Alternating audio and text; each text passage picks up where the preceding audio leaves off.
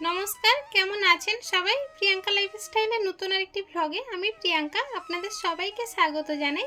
আজকের এখন ওই সকাল 6:20 মতো বাজে, আর এখন থেকেই ব্লগটা শুরু করছি। তবে পুরো ব্লগটা প্লিজ স্কিপ না করে দেখবেন, আশা করছি খুবই ভালো লাগবে। আমাদের এখানে গতকাল রাত্রে থেকে প্রচুর পরিমাণে বৃষ্টি হচ্ছে, আর যার ফলে উঠান, ঘর, বারান্দা সব জলে থই থই করছে।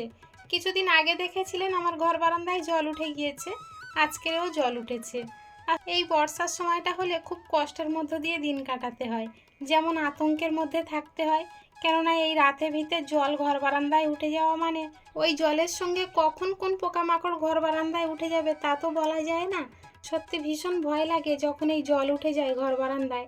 আর এই বর্ষায় এলেই বছরে 2-3 বার আমাদের এরকমই সমস্যা হতেই থাকে। আরও কতবার যে ঘর বারান্দায় জল উঠবে তারও কোনো ঠিক নেই।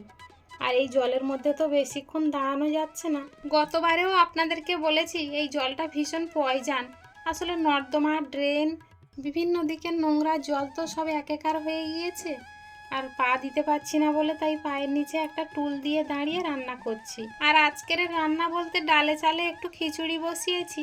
বাড়িতে দুটো গাজর পড়েছিল, সেই গাজর দুটো একটা আলু দিয়েই খিচুড়ি বানাচ্ছি। আর এ বরবটি আলু ছিল, সেটা ভাজছি। আর এরই মধ্যে তৃষ্ণার বাবা ফোনটা নিয়ে গিয়েছে আমাদের পাড়ার অবস্থাটা দেখাবে বলে। কি অবস্থা দেখুন, প্রত্যেক বাড়ির উঠানে কিন্তু জল জমে রয়েছে। যাদের বারান্দা আমাদের মতো নিচু, তাদের তো বারান্দায় জল উঠে গিয়েছে। খুব পরিস্থিতি খারাপ আমাদের এই দিকটা, জানেন। আসলে আমাদের এখানে জল নিকাশি ব্যবস্থাটা ভালো নয়। একটু ভারী ধরনের বৃষ্টি হলেই জল দাঁড়িয়ে যায়। রাস্তাঘাটগুলো দেখুন এত পরিমাণে স্লিপ হয়েছে যে পা দেওয়াই যাচ্ছে না। এই বর্ষার টাইমটা এলে এই সব রাস্তা দিয়ে আর চলাফেরা করা যায় না। যাদের বাড়ির সামনের রাস্তা, তাদের নিজেদের সামনের রাস্তাটুকুনি মানে যে যার সামনের রাস্তা সেই তার পরিষ্কার করে রাখে। আর যারা কলসি নিয়ে টিউবওয়েলে জল আনতে যায় তারা কিন্তু এদিক থেকে যেতে পারে না। আমাদের যে রেল লাইন আছে সেই দিক দিয়ে যায় জল আনতে।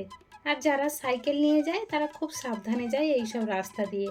ওই জন্য তো আমি যেতেই পারি না জল আনতে, তৃষ্ণার বাবা যায়। সারা রাত বৃষ্টি হওয়ার পরে আকাশটা একটু ধরন হয়েছে, তবে আকাশটা বেশ ঝলমলেই আছে। আর বৃষ্টি হবে বলে মনে হচ্ছে না। তবে বর্ষাকালের আকাশ তো কিছু বলার নেই, কখন যে মেঘ করবে আর কখন বৃষ্টি আসবে। এই দেখুন আকাশটা সুন্দর আছে, আবার 10 মিনিট পরে দেখুন কালো হয়ে ঢেকে আসছে। এত বৃষ্টি জলের মধ্যেও মাছওয়ালা ঢুকেছে পাড়ার মধ্যে। আর বৃষ্টি হোক আর যাই হোক, যাদের যে জীবিকা সেটা তো করে খেতেই হবে। এই দেখুন ঘুরতে ঘুরতে তৃষ্ণার বাবা বাড়ির সামনে নিয়ে চলে এসেছে। এইটা তো আমাদের বাড়ি, আপনারা জানেন। আমাদের বাড়ির আবার সামনের দিকটা দেখুন, সেদিকেও জলে ভরা। জলে সব দিকে থই থই করছে।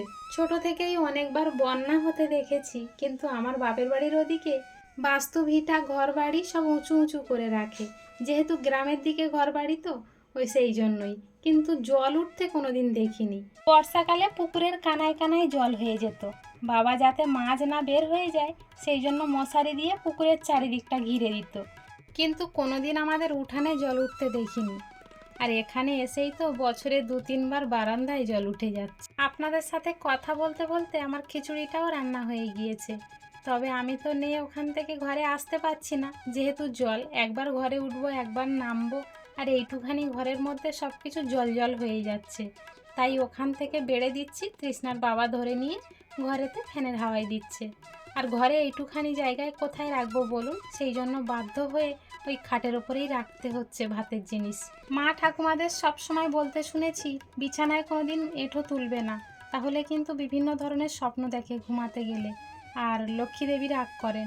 আমি যখন ওই এঁঠো ভাতটা তুলছিলাম তখন কিন্তু আমার এই কথাগুলো মনে পড়ে যাচ্ছিল। কিন্তু কি করব বলুন, আমার তো আর অন্য কোনো উপায় নেই যে অন্য জায়গায় গিয়ে খাবো। আমার দুটো ঘর, আপনারা তো জানেন।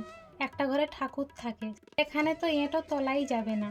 আর এইটাই বাকি রয়েছে, সব কাজ এইটুখানির মধ্যেই করতে হয়।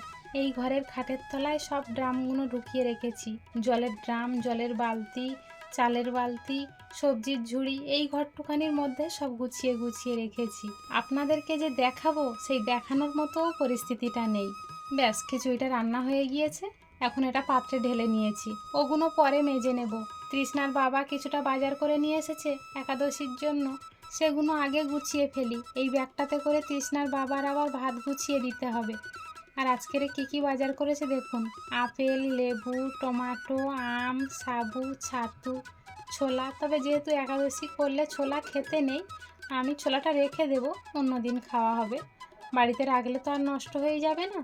তো এগুলো গুছানো হয়ে গিয়েছে। তৃষ্ণার বাবারও ভাতটা গুছিয়ে দিয়েছিলাম, উনিও কাজে নিয়ে চলে গিয়েছে। আর এখন তো তেমন কাজ নেই, ওই খিচুড়ি করেছি সকাল আর দুপুরে খাওয়ার জন্য। রাত্রের দিকে একটু না হয় সিদ্ধ ভাত করে নেব। তাই এই থালা বাসনগুলো সব মেজে এখন উপর দিলেই আমার কাজ শেষ। তারপরে স্নান করে ঘরে উঠতে পারলেই হয়। চলুন তাহলে আজকের ব্লগটা এখানেই শেষ করছি। দেখা হচ্ছে খুব শীঘ্রই নতুন আরেকটি ব্লগের সাথে। ততক্ষণ পর্যন্ত সবাই ভালো থাকবেন, সুস্থ থাকবেন, সাবধানে থাকবেন। আর ব্লগটা কেমন হলো অবশ্যই কমেন্টে জানাবেন। ভালো লাগলে একটা লাইক করে দেবেন। সবাই ভালো থাকবেন, সুস্থ থাকবেন।